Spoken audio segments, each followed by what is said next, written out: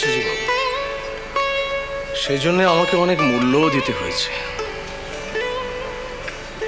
গদাইকে বাগে আনতে গিয়ে আমি জগন্মাতার ক্রোধের উদ্রেক ঘটিয়েছি। মা আমার শিশু সন্তানকে... না না, ও কথা তুমি বলো না। মা বিশ্বজননী, এ তোমার বোধের ভুল। তাই যেন হয় সেজু বাবু, তাই যেন হয়। দেখো,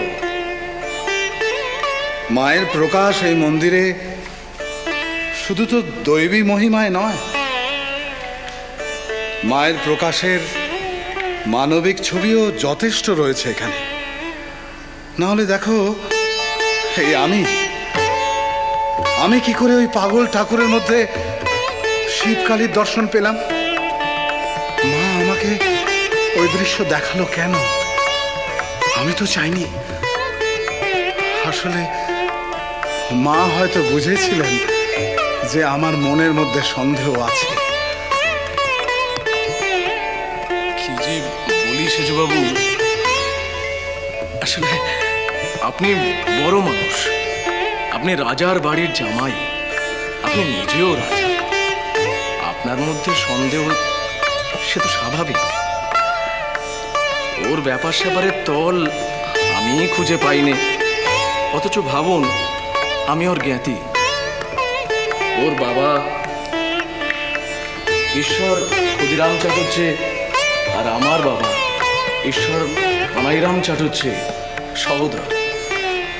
ওর জন্ম, ছেলেবেলা, ওর বেড়ে ওঠা, সমস্তটার মধ্যেই একটা অলৌকিক আভাস ছিল। তা সত্ত্বেও আমি এই মন্দিরে এসে ওকে মেনে নিতে পারিনি। কুলাচার, বৈধি পুজো, ব্রাহ্মণাচার, এই সমস্ত নিয়ে ও এমন দুঃসাহসিক কাণ্ড ঘটাচ্ছিল যা আমার কাছে ব্যভিচার মনে হয়েছিল। আমি কখনো ওকে ভাবতাম ও উচ্ছৃঙ্খল, কখনো ভাবতাম ও নাস্তিক, কখনো ভেবেছি ও স্বেচ্ছাচারী। আর এখন কি ভাবছো? সত্যি বলতে কি, তখন আর এখনের মধ্যেও তো একটা প্রক্রিয়া ছিল বা আছে সেজু বাবু। আমি ব্রাহ্মণ পরিবারের ছেলে, একনিষ্ঠ, শাস্ত্রাভিমানী। ভগবান শ্রীকৃষ্ণ আমার ইষ্ট।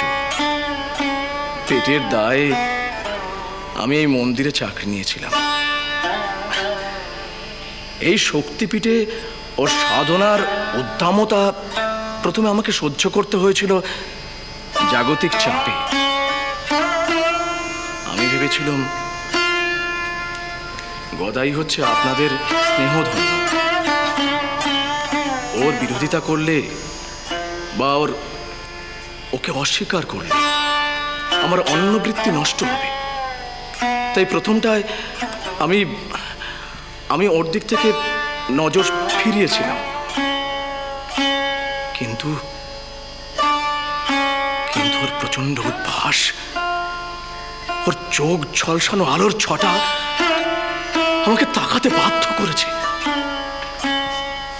তাকিয়ে তুমি কি দেখলে?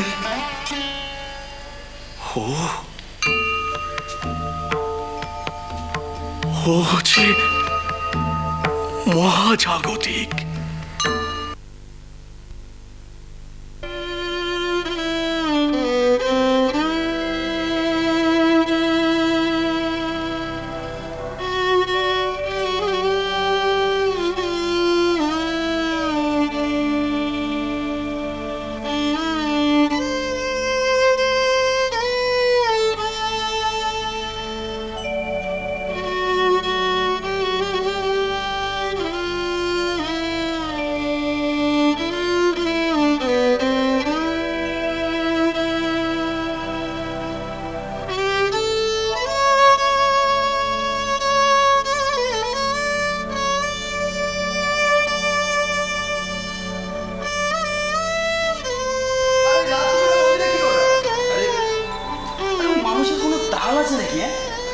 যা বলেছে। ওই তো ছোট মামা, চলো চলো চলো দেখি। ছোট মামা, ও ছোট মামা, যা চলে। হলোটা কি? ঠাকুর, ও ঠাকুর।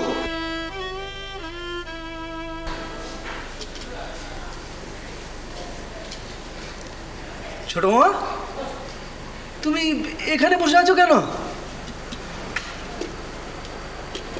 মাঝ রাত, চারদিক শুনশান, কেউ কোথাও নেই, বিছানা থেকে উঠে তুমি এখানে চলে এসেছো কেন? তুমি কি শুরু করেছো বলো দেখিনি, কি শুরু করেছো? আমি কদিন ধরেই লক্ষ্য করছি তুমি পরপর রাত জাগছো, দিনেও ঘুমোচ্ছ না। তুমি কি ঠিক করেছো? শরীর পাত করবে?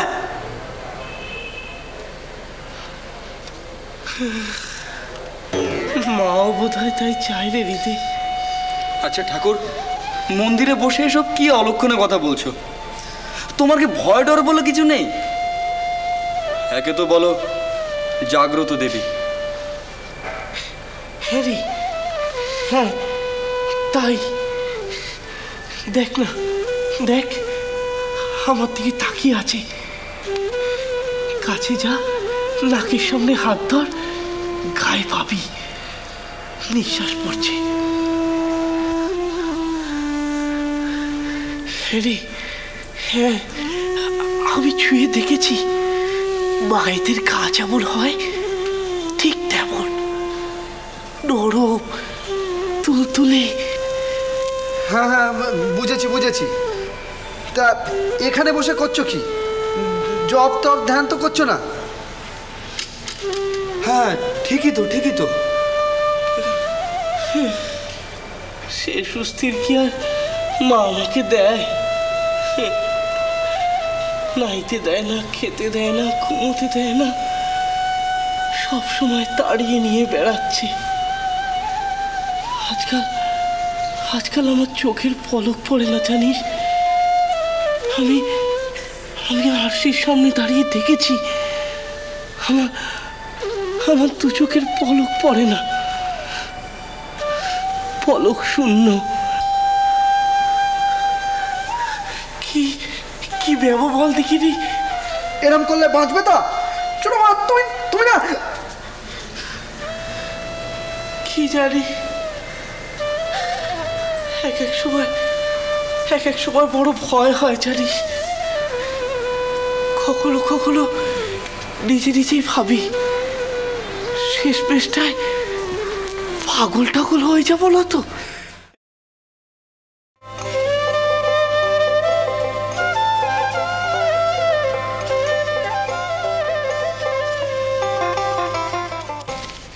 ওই নৌকো থেকে এলো বলো দেখিনি। কে? চিনি না। কি রহস্য করছো? কি রে, কথা শুনছিস না যে? আর এই ঝাড়টুকু তো এসে দিলেও হবে না কি?